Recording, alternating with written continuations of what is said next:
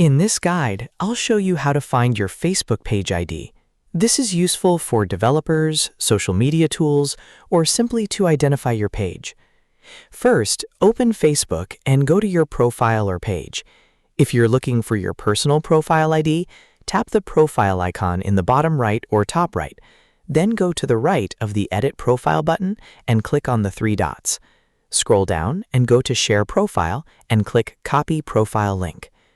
Now open a web browser. I'll use Chrome.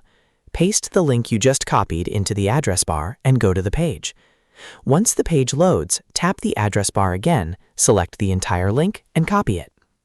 Next, search for Facebook ID Finder. I'll use coinpicker.com. Scroll down to the Facebook ID Finder tool, paste the link you copied into the field, complete the verification step, like solving a simple math problem, and click Get Facebook ID. Your Facebook page ID will now appear. Simply click the Copy button to copy it to your clipboard.